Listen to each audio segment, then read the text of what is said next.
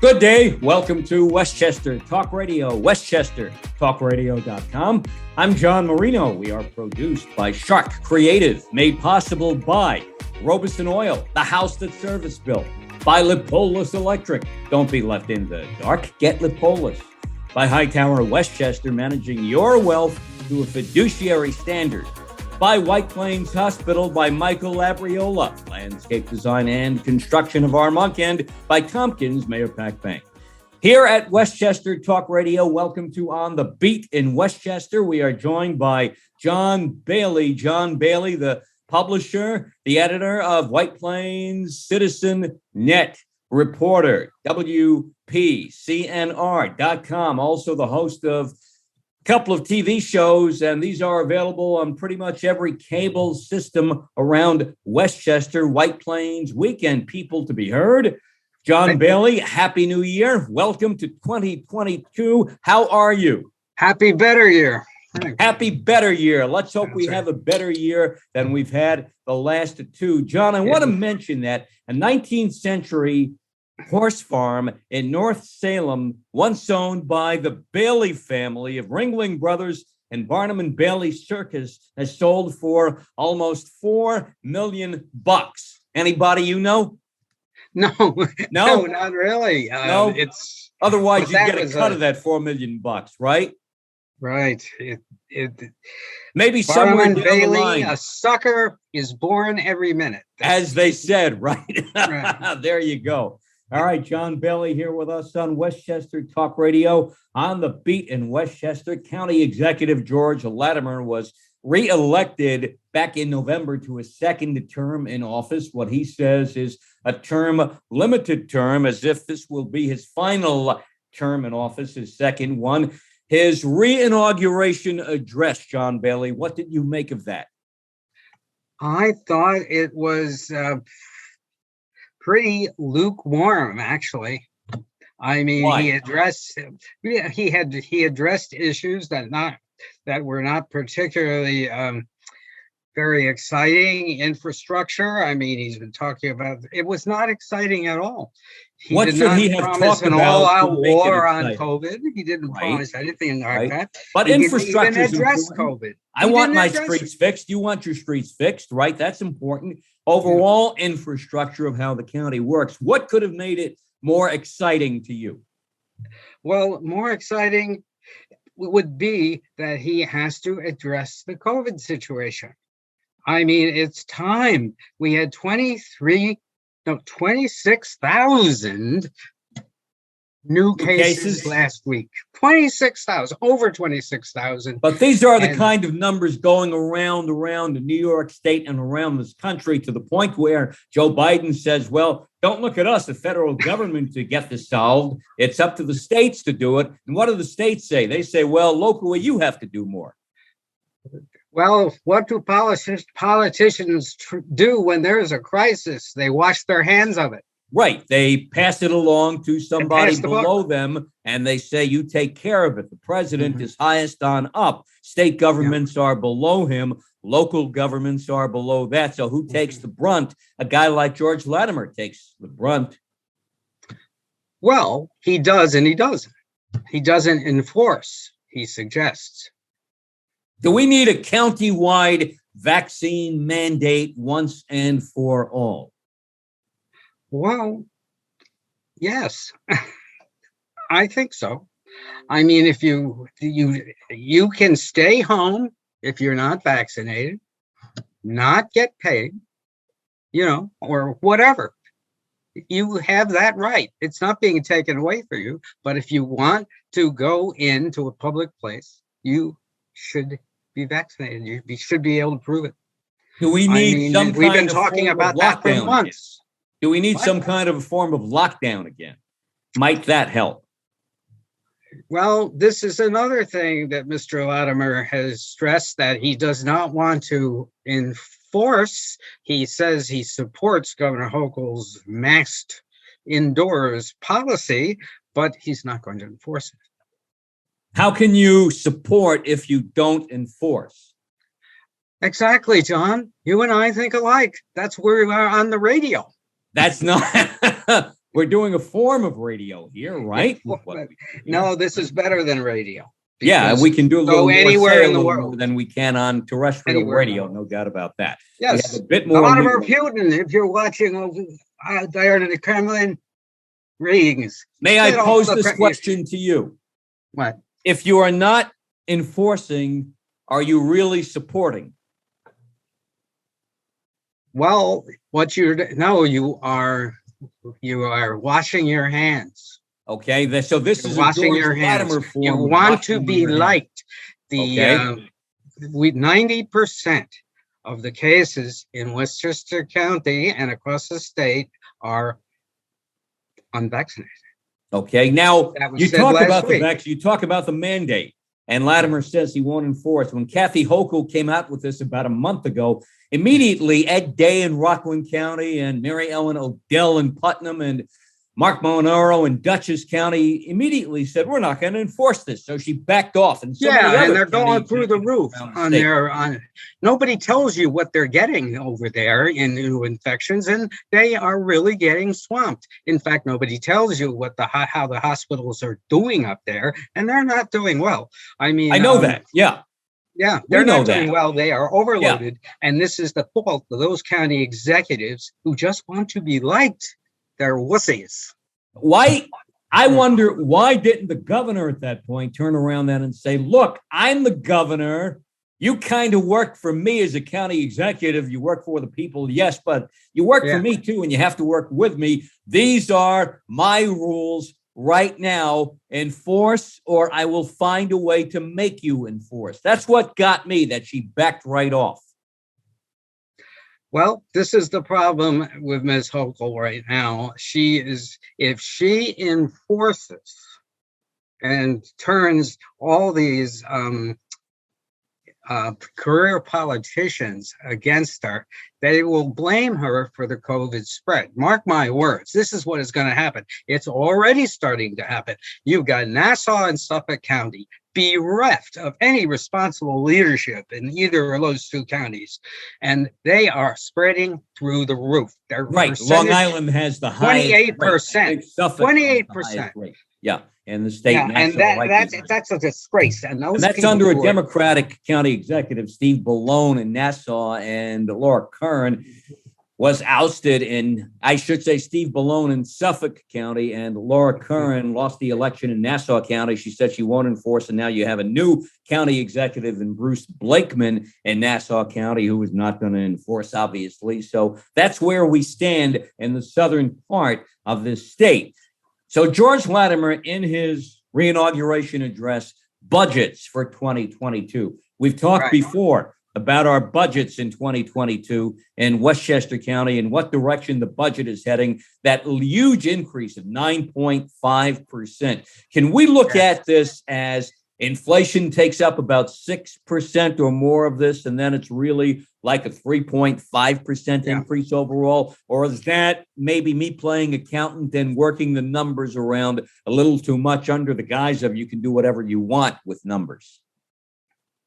My feeling is that telling you I'm cutting your taxes by $7 million, but you're actually increasing the budget by $19 million. Well, that's just mumbo jumbo. This is the old Asterito technique.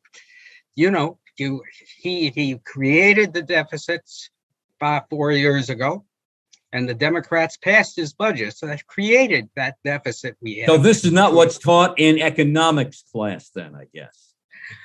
Well, in economics, you actually learn how to count. You do. And do statistics. And you learn how over-optimistic projections based on dreams, which is what it was 3 years ago, is not the way to do it economically. But all right, so can we really blame local lawmakers based upon what's happening nationally with inflation? Well, I think the inflation is caused by the businesses. because the businesses are raising their prices to maintain their profit margins. Earnings, if you listen to the Wall Street reports coming in, I believe they're very, very up for corporations, the big ones. The airlines are making money hand over fist now because of all these traveling that took place. But then, of course, the weather sort of screwed up their plans. But be that as it may, they got a $5 billion bailout. Mm-hmm. We supported those plans in the air. And there is just one example of airlines making a business making money on the misery of the country. All right. So now we go over to schools in Westchester and how they're handling the COVID outbreak now as we get out of the Christmas holidays into the new year. And we are back in school in session this week in places like Greenberg, Ossining, and more. Yet, what's the general feeling around the county? Are we going to have to go back to full-time remote learning like the city of Chicago now? Well, we do not know how many school districts are full tilt open anyway. That is a stat the county should be able to tell us. He meets with the superintendents of schools every Monday. And please, I don't know how many schools are open full tilt for reopening right now. Do you? No, I don't. That crack news outfit that supposedly covers all of Westchester, have they printed that? I don't have the staff to call every school district. In White Plains, we have athletics up in the air and things that go on around schools like district meetings, etc., up in the air. And I know everybody around the county, from what I know and people I know, they want to try to keep things as normal and regular as possible, and that just may not be possible. Well, they got to tell whether they are actually doing that, don't they? They do. And yes, how about every superintendent sending out a press release and saying we are open under the following conditions? They could do that. And then we'd all know, but they won't. So I see certain things I'm involved in, and I get the word, well, looking forward to see you on January 18th, John. And I'm saying, I don't know if we're going to do it on January 18th. I'm not going to say anything just yet. So, but on the schools, I just want to mention this. I spoke with Dr. Ricca, superintendent of schools in White Plains. We have reopened totally. It's all in the school buildings. And he says, though, that attendance is way down. We did not get a handle on how much it is down, but it is down. And I would suspect that is quite true of districts that have reopened as well. I'm just making a guess. Now, I'm going to tell you this. I spoke less than 24 hours ago with...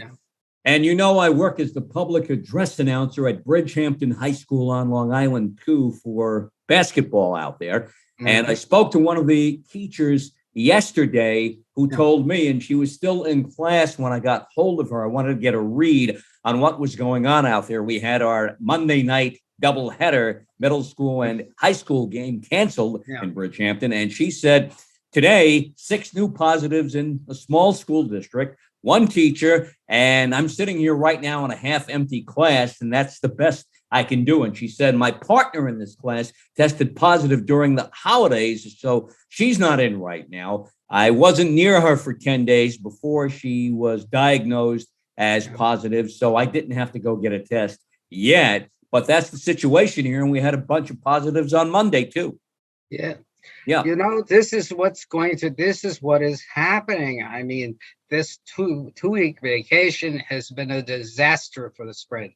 Let's see what the numbers are mid to late January in Westchester County in the entire COVID experience. That was important.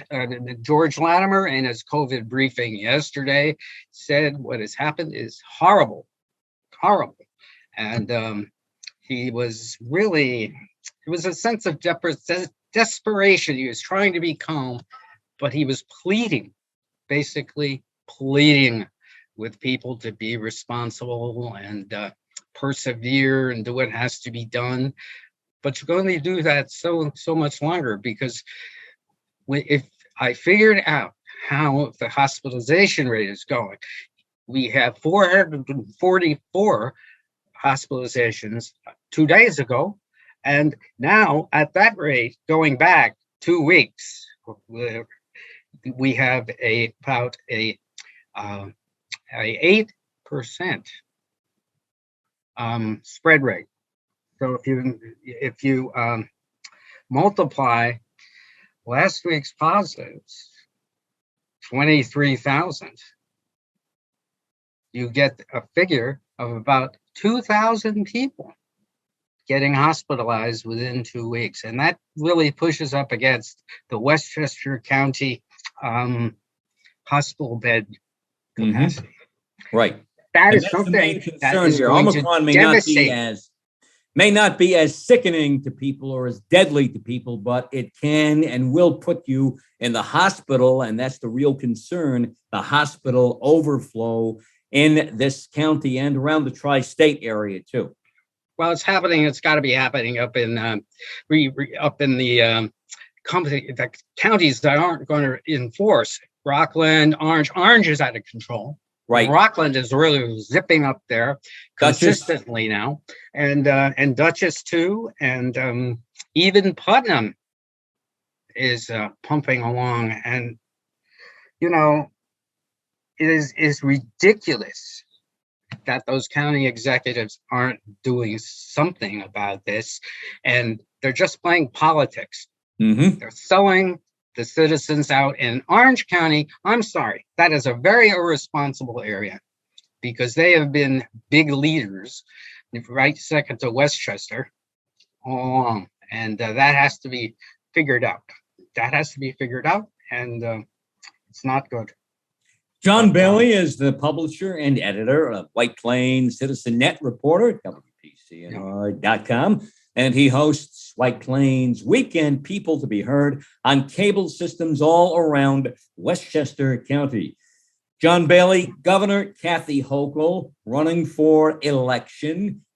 I hate to use the term re-election because she wasn't elected governor before. She was elected lieutenant governor. Now, a couple of months ago in November, we went to the polls.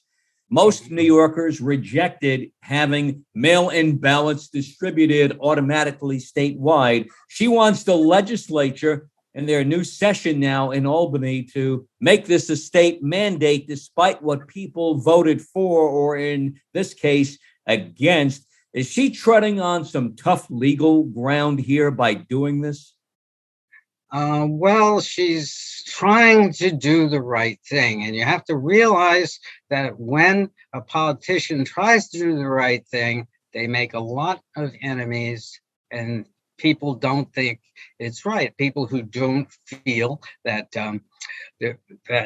who believe in election fraud and that people don't vote and all that. And well, you're going to anger them. And I don't know who is going to primary her, since Tisha James bailed out because she couldn't gain any money, which shows you how much support she had in the first place. For not much. No, that's right. And well, Tisha was telling people we need a female governor. She's going around fundraising saying we need a female governor, and the people she was trying to hit up for money were saying, well, we have one now. So, like, what's the point? That's true. And but I mean, Hochul, though, as I said, if she pushes the mandates, and she can be attacked for that. She can be attacked for that by the interloping Republicans who see an opportunity. But doesn't this go with the turf that no matter what office you're in, you're going to be attacked by the other side? So better off to do what you really think should be done and what you feel is right. Isn't that the best way to go, and then make your case to the people? Absolutely. Absolutely. In other words, you don't have to remember what lie you told who, if you always tell the truth and do what is right and are consistent. Yeah, I found that out along the way. Huh? Yeah, right. Exactly. What lie you told to who, and then you have to remember who you told it to. that generally doesn't work. So I found that out. No, it I doesn't. think most people have too. Yes, but Governor it's funny Hochul how many wants to- politicians think that it do work. That's how little Right. respect they have for us. They Right. have little respect for us, but because they change their positions so often, or worse, don't take positions, which is Albany is now in an I'm not taking any positions mode. Governor Hochul They're wants not doing two more anything things. up there. They're The not governor doing wants anything. two more things out of Albany right now. Yeah. She wants Albany to, and you might have to change the state constitution to do this, but to Albany to decree that the highest level of elected representatives in this state, governor, lieutenant governor, controller, attorney general, cannot make outside income while they are in office, a la Andy Cuomo's COVID book deal. And also, too, she wants to set term limits for all four of those positions, 2 terms, and then you are done. Kaput, gonzo, bye-bye. Can she get this done? No. No politician is going to vote to not make money based on their office. No politician is going to do that. If they do, I'll be a monkey's uncle. I would agree with you on that, John. No doubt about that. Looks good. It's a popular position, but it's not going to happen. But on the other hand, the people will keep voting the same scallywags back in. Can anybody beat Kathy Hochul for the Democratic nomination? Now we have Nassau County Congressman Tom Suozzi, who showed up at Penn Station last week and said, "Oh, I'm scared. It's dangerous around here." To which the MTA reacted. And I liked this reaction by the MTA, regardless what we might think about the MTA and the way they operate. The MTA said, "Well, Congressman Suozzi, it's great to see your concern for what goes on in Penn Station and places like that. Great to see you show up now, finally, that you're running for governor." Yeah, that's exactly what they should have said. Yeah. I mean, he showed up in White Plains with Mondaire Jones about last year sometime, I think it was. Yep. I haven't seen him since in White Plains, New York, USA. And he is going to do really reasonably well. I think Suozzi used to be a Republican, and so therefore he is suspect as to what kindness seems like he can and get light some and more middle of the achievement road he will votes. bring. I don't think he'll do enough to even come close to Kathy Hochul, or as my father, who's 93 years old and as dyed-in-the-wool Democrat as anybody could be, he looked at me and he said, "Suozzi, he has no chance." Well, we shall see. Look, the point is, if Hochul is thrown under the bus by the long-entrenched Democratic Party establishment, who will throw some of your greatest people under the bus if they feel you're getting too bigoty and too popular. Ask Andrew Cuomo about that. 10 years he was in office. 10 years he was in office. Right. And they never complained about his alleged behavior, which now the prosecutors in Albany and in Westchester have said no evidence. And Manhattan too. Manhattan too. Yeah. So therefore, let's face it, Governor Cuomo is off the hook. He can run for office. Right. He can run for office. And the civil suit is a civil suit is a civil suit. Right. That's happens. Right. That's not a felony. So now we see what is really going to happen. All right, but can the state Democratic Party under Jay Jacobs, who's a good Andrew Cuomo friend from Nassau County, Jay Jacobs has already backed Kathy Hochul for election in November. Can the state Democratic hierarchy turn around and go with somebody else at this point, since they've already said, "Kathy Hochul, we back you"? Well, what would they do? Would they go to Mondaire Jones? I don't think so. No. Would they go to well, they wouldn't de Blasio couldn't win. That's a wild card. Bill de Blasio, Yeah. does he have any kind of a shot? First of all, do you think he runs for governor, or enough people get to him and say, come on, de Blasio, look at the way you left New York City. What kind of a chance do you think you might have across the state? Yes, you actually have to know what you're doing when you're running New York City. Or is Bill de Blasio so into himself that it doesn't matter? And he can always tell his grandkids, he was a PR guy. He was a PR guy. No disrespect to honest public relations people. But I mean, PR people have no idea of how to run something that really affects people. Mm-hmm. Because they're spinning an idea that somebody wants them to sell. Mm-hmm. It's like being an advertising man, which Curtis I was for many years. Curtis Sleva ran for mayor of New York City in November, lost to Eric Adams, the new mayor of New York City. Curtis Sleva has issued an endorsement in the Republican race for governor. A bit of a surprise. He's gone with Andrew Giuliani and pretty much said, you know, Andrew may even be a better retail politician than his father, Rudy. Well, if Andrew, look, the thing that is very dangerous is if you do not run somebody like Hochul, who exudes confidence and handling a lot of issues all at once in a very short time, and very well spoken, does not speak from a teleprompter, and as Cuomo did, and but she has a very good presence. I mean, so it depends. If she is blamed for this horrendous growth of COVID, which is now beyond what it was when it first started, I think they're going to blame her for it. Oh, she should be doing more. And that's how they run against her. That's how the Republicans run against her. Here's what gets me. A Siena poll in early December.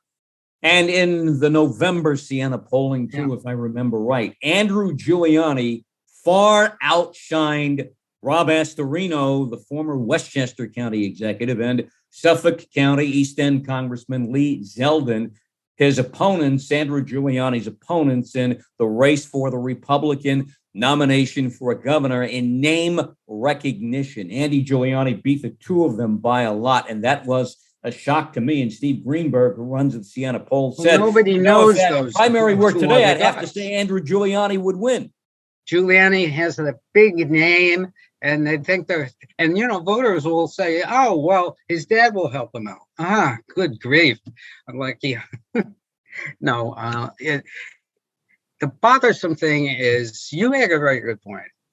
Giuliani has more recognizable name than Kathy Hochul. Right. I mean, there may be people in New York may not even know who Hochul is right now. But I mean, it is very possible that if the COVID runs rampant, the economy doesn't come back, that whoever runs as a Democrat will be defeated by the Republican based on, we really need a change. We really need somebody really knows, like the decisiveness of Giuliani, who by his repressive regime in the 1990s, quote, cleaned up New York City, unquote. But repression is not. This county is always looking for ways to raise money. County Executive Latimer and Yonkers Mayor Mike Spano, amongst others, have sent letters to the State Gaming Commission asking the commission to award a full casino license to MGM Resorts, Empire City Casino at Yonkers Raceway.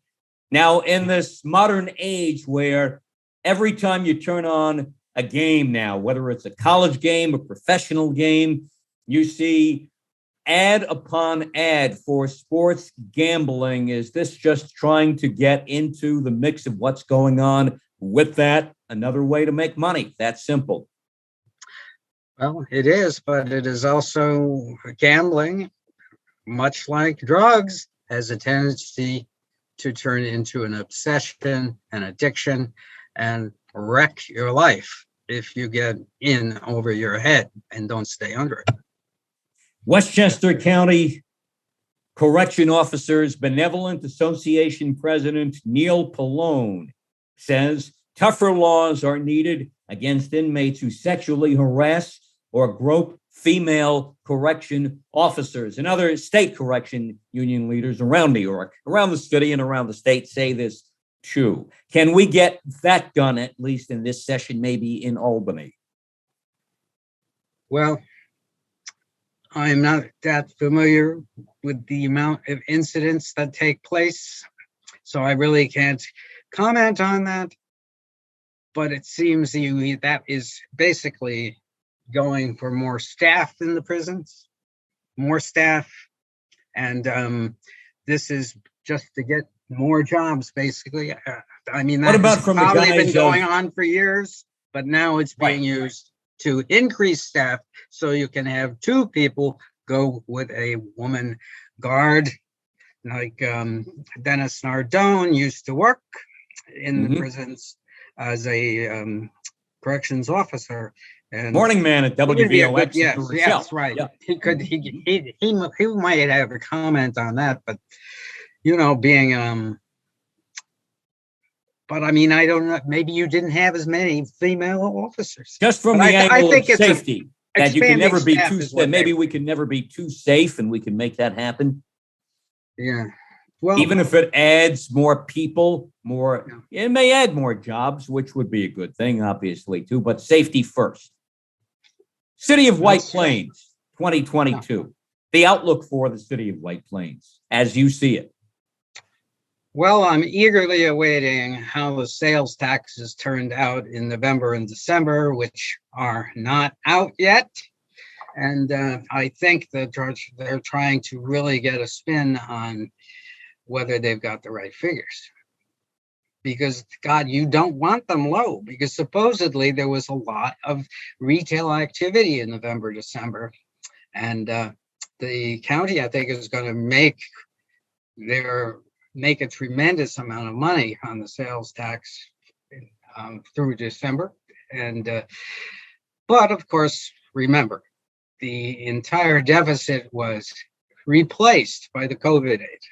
COVID aid went into the fund reserve, which is then dumped in to clear up the budget shortfall. And he doesn't say that very much in his address.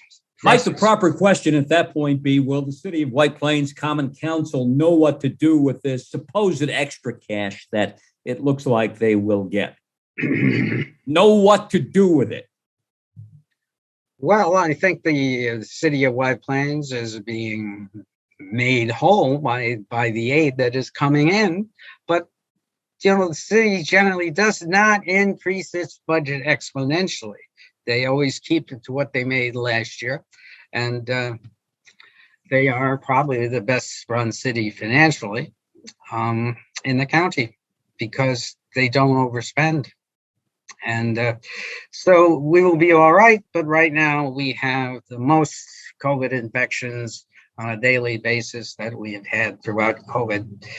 And we don't hear too much about that because, White Plains has no bad news. But although we did have one of those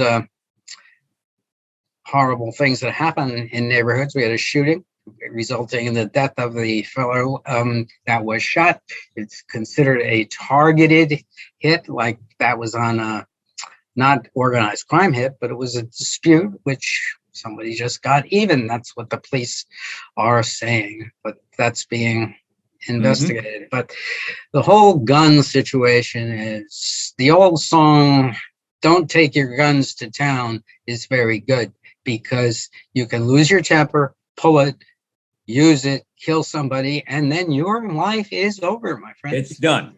Right. Two, if you kill him or her, it's done. And there is not enough emphasis taken on the problem of carrying a weapon, whether it's a gun, a knife, or whatever, because if you lose your temper, you could use it.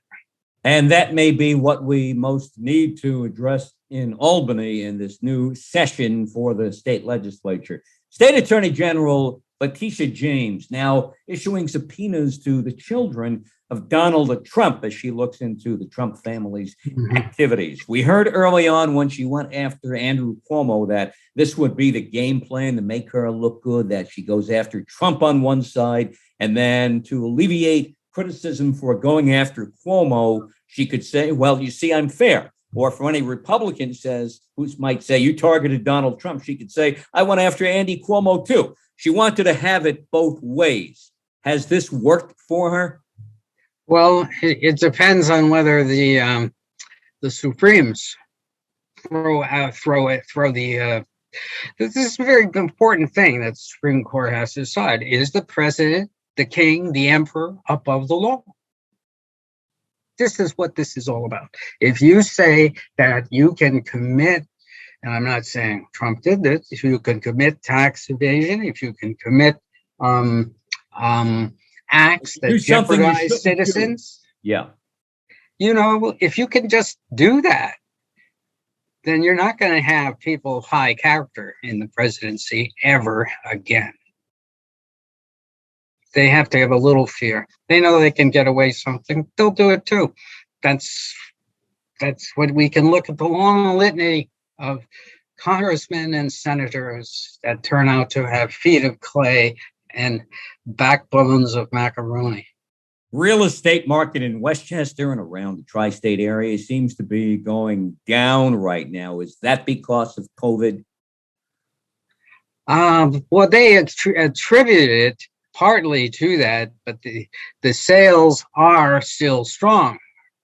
The sales are, in fact, I have the Hagar release right here, and Westchester had its best year ever, and in the past year, but that was because of the boom in real estate, people wanting to get out, and now prices are still very high on single family homes in Westchester they are holding, and people now trying to get a residence are really spending money on co-ops, condominiums, and multi-family homes. The Bronx. So bottom line, nothing to worry about. Nothing to worry about then, just a matter of semantics, playing with numbers. Yeah. Well, look, the Bronx has had a tremendous year. It had the largest percentage increase in residential sales at 61% over the year, whose 2,553 units sold compared to 1,582 in 2020. So the Bronx is looking good. And this is great for the Bronx. Who would have guessed? It also points out the Bronx is not a horrible place to live. I've heard. Yeah. Yes. Yeah. The Bronx is also one of the, next to Staten Island, is the lowest amount of COVID infections. And that's something. The Bronx is, across the Sound from Nassau and Suffolk counties. So there were the little buffer zones prevent all those highly infectious. And you can walk in and out of Westchester into the Bronx and vice versa, too. So New Rochelle, Mount Vernon, Pelham Manor, Yonkers. So we have that connection, Westchester and the Bronx, basically geographically lined up together as one. John Bailey, thank you for joining us here on Westchester Talk Radio on the Beat in Westchester. We thank you, John Bailey, publisher, editor, White Plains CitizenNet Reporter, WPCNR.com, host of White Plains Weekend, people to be heard on cable, televisions, and systems all across Westchester. He's got the cable monopoly around this county, no doubt about that. John, we thank you. We'll see you next time. News break, obviously. There you go. All right, breaking news with John Bailey right here. He's on the phone on Westchester Talk Radio. I'm John Marino, and we are made possible by Robeson Oil, the house that service built. Lipolis Electric, don't be left in the dark. Get Lipolis. By Hightower Westchester, managing your wealth through a fiduciary standard by White Plains Hospital, Michael Lambriola Landscape Design, and construction of Armonk, and by Tompkins Meditech Bank. We are produced by Sharc Creative. Go download our app. Take it with you anywhere and everywhere we go. It's called Westchester Talk.